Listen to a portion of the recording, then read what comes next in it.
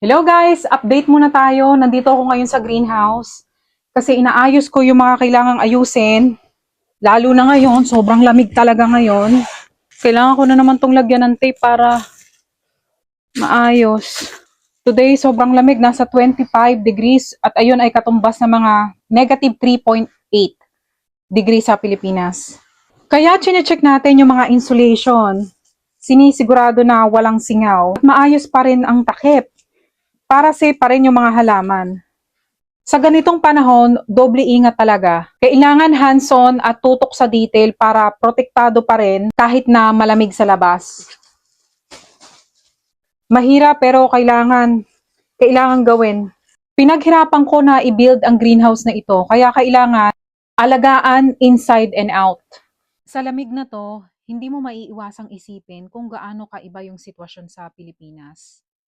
Habang nagyayelo dito, sigurado ako na iba ang pakiramdam sa Pinas. Malamang mainit, mas komportable at mas magaan ang pakiramdam.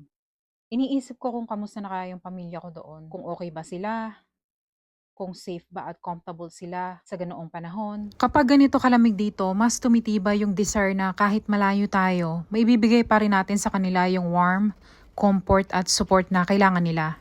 Kaya sa mga hindi pa nakakapag-try magpadala ng pera gamit ang Sendwave, eto na yung perfect timing. Sendwave is remittance app na trusted kong gamitin sa pagpapadala ng pera para sa mga mahal ko sa buhay. Madali lang gamitin, reliable at may amazing rates pa.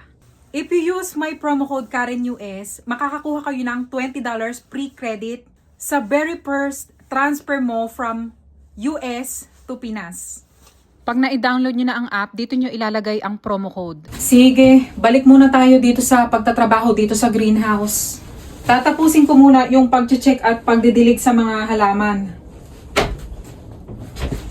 Kahit malamig, worth it lahat to basta safe at healthy yung mga halaman natin.